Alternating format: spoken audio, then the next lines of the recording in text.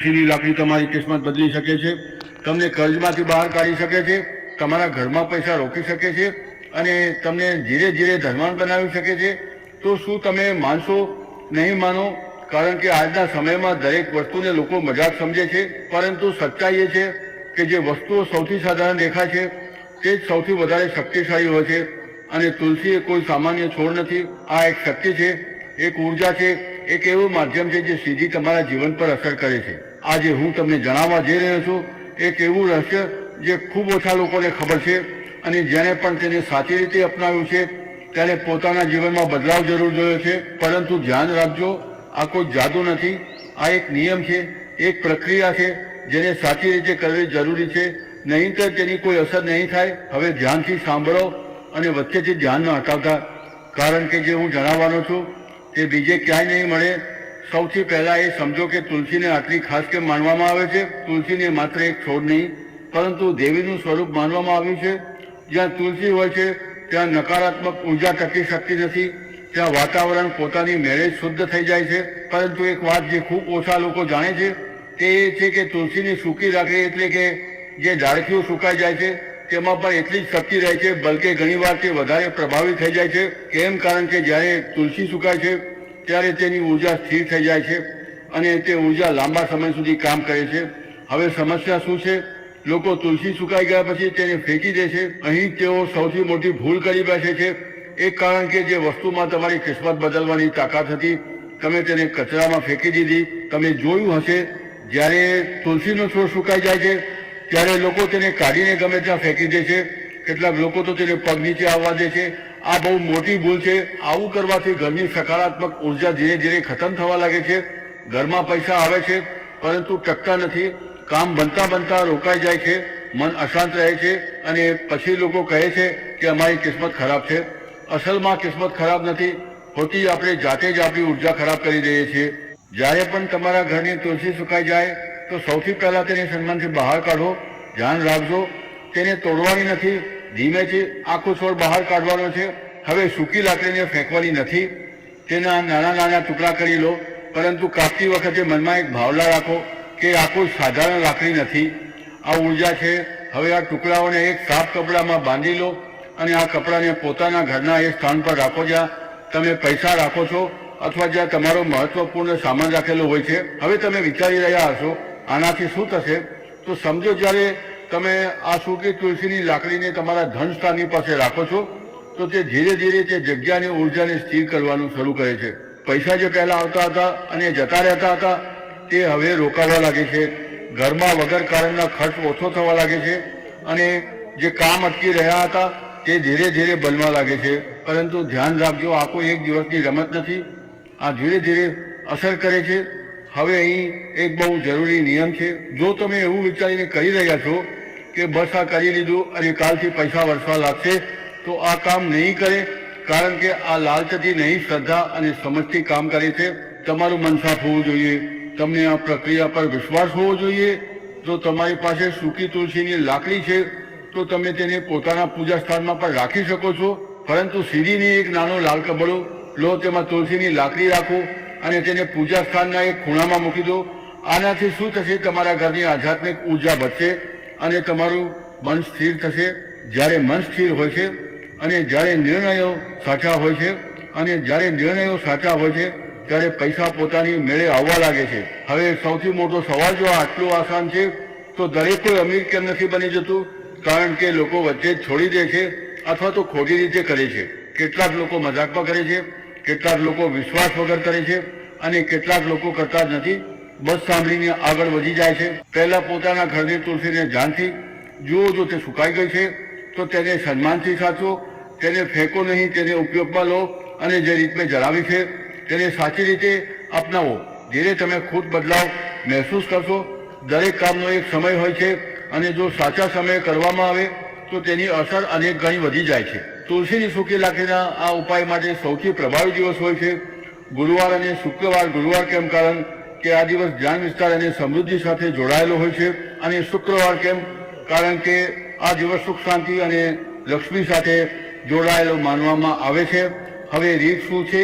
આ બંને દિવસોમાંથી કોઈ દિવસે સવારે જલ્દી ઉઠો, નાહી ધોઈને સાફ કપડાં પહેરો અને પોતાના મનને શાંત કરો.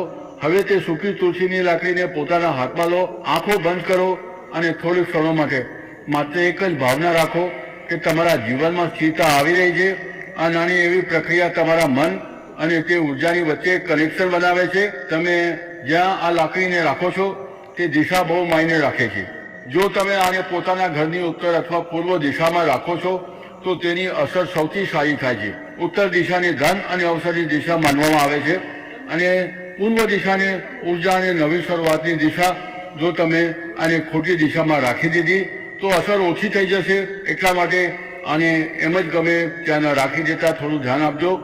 જ્યારે આ ઉપાય ધીરે ધીરે અસર કરવાનું શરૂ કરે છે તો સૌથી પહેલા તમારા ખર્ચાઓમાં બદલાવ આવે છે.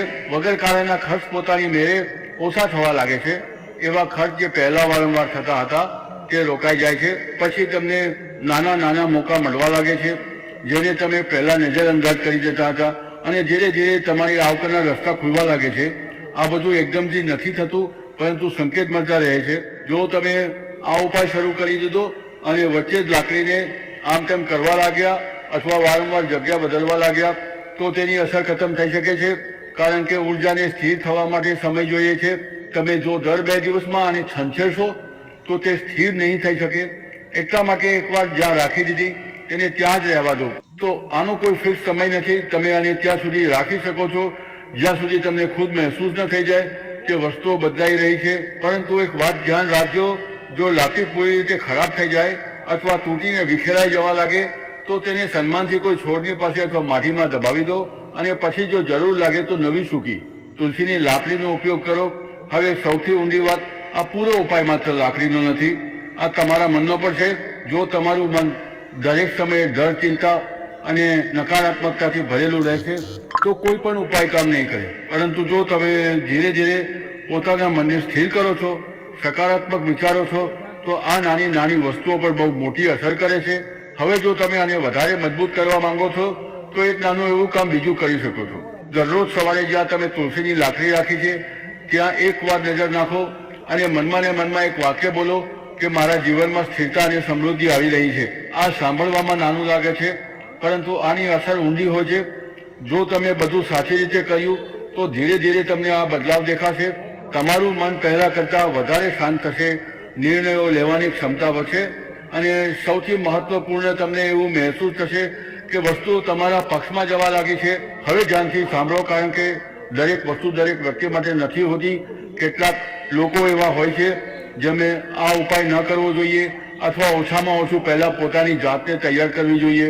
પહેલું, જે લોકો દરેક વસ્તુને મજાક સમજે છે, જેઓ માત્ર ટ્રાય કરવા માટે કરે છે, સમજ્યા વગર, ધ્યાન આપ્યા વગર, એવા લોકો માટે આ માત્ર એક સૂકી લાકડી જ રહેશે, તેનાથી આગળ કાંઈ નહીં થાય. બીજું, જે લોકો બહુ વધારે અધીરા હોય છે, જે દરેક વસ્તુનું તરત પરિણામ ઈચ્છે છે, જો તમે દરરોજ એ જોવા લાગશો કે શું બદલાઈ રહ્યું છે તો તમે ખુદ જ પોતાના પરિણામને રોકી દેશો. ત્રીજું, જે લોકો પોતાના ઘરની ઉર્જાને ખુદ ખરાબ કરે છે, મતલબ ઘરમાં દરેક સમયે ઝઘડો, નકારાત્મક વાતો, બીજાઓ માટે ખોટી વિચારસરણી, એવા માહોલમાં કોઈ પણ સકારાત્મક ઉપાય કામ નથી કરતો. જો તમે તુલસીની સૂકી લાકડીને સન્માન વગર રાખી અથવા તેને કોઈ ગંદી જગ્યા પર રાખી દીધી તો તેની અસર ઉલટી પણ થઈ શકે છે. કારણ કે આ ઉર્જા છે અને ઉર્જાને જો ખોટી રીતે રાખવામાં આવે તો તે સંતુલન બગાડી શકે છે. એટલા માટે હંમેશા ધ્યાન રાખજો, જ્યાં પણ આને રાખો તે સ્થાન સાફ અને શાંત હોવું જોઈએ. તમારા ઘરનું વાતાવરણ જ અસલી આધાર છે. જો ઘરમાં રોજ સવારે સાફ સફાઈ થાય છે, થોડી શાંતિ રહે છે અને લોકો એકબીજા માટે સન્માન રાખે છે તો આ ઉપાય બહુ ઝડપથી કામ કરે છે. પરંતુ જો ઘરમાં દરેક સમયે ઘોંઘાટ, તણાવ અને અવ્યવસ્થા છે તો પહેલા તેને ઠીક કરવી જરૂરી છે. કારણ કે સૂકી તુલસીની લાકડી માત્ર એક માધ્યમ છે, અસલી કામ તમારું વાતાવરણ કરે છે. હવે હું તમને એક એવો સંકેત જણાવવા જઈ રહ્યો છું જે બહુ સૂક્ષ્મ છે. જો આ ઉપાય સાચી દિશામાં જઈ રહ્યો છે તો તમને તમારા જીવનમાં કેટલીક જૂની વસ્તુઓ ખતમ થતી દેખાશે, કેટલાક સંબંધો બદલાઈ શકે છે, કેટલીક આદતો છૂટી શકે છે, કેટલાક કામ પોતાની મેળે બંધ થઈ શકે છે. લોકો આને ખરાબ માની લે છે પરંતુ અસલમાં સફાઈની પ્રક્રિયા હોય છે. નવી વસ્તુઓના આવતા પહેલા જૂની વસ્તુઓનું હટવું જરૂરી હોય છે હવે જો તમે ઈચ્છો છો કે આની અસર વધારે ઊંડી થાય તો એક નાની એવી આદત તોડી લો. દર અઠવાડિયે એક દિવસ પોતાના ઘરના સ્થાનની સફાઈ કરો જ્યાં તમે તુલસીની લાકડી રાખી છે. માત્ર સફાઈ નહીં, થોડો સમય ત્યાં શાંત બેસો. આનાથી શું થશે, તમારા અને તે ઉર્જાની વચ્ચે લગાવ વધશે. ઘણા લોકો વિચારે છે કે આ ઉપાય કરવાથી મહેનત વગર પૈસા આવવા લાગશે. આ સૌથી મોટો ભ્રમ છે. આ ઉપાય તમારા રસ્તા ખોલે છે, પરંતુ ચાલવું તમારે જ પડે છે. જો તમે કાંઈ કરશો જ નહીં તો કાંઈ પણ નહીં બદલાય, પરંતુ જો તમે સાચી દિશામાં કામ કરી રહ્યા છો તો આ તમને આગળ વધવામાં મદદ કરશે. હવે એક બીજી રસપ્રદ વસ્તુ થાય છે. જ્યારે આ ઉપાય અસર કરે છે તો તમને અચાનક એવા મોકા મળે છે જેના વિશે તમે વિચાર્યું પણ ન હોય. કોઈ નવું કામ, કોઈ નવી ઓળખ અથવા કોઈ એવો રસ્તો જે પહેલા તમને દેખાઈ જ નહોતો રહ્યો.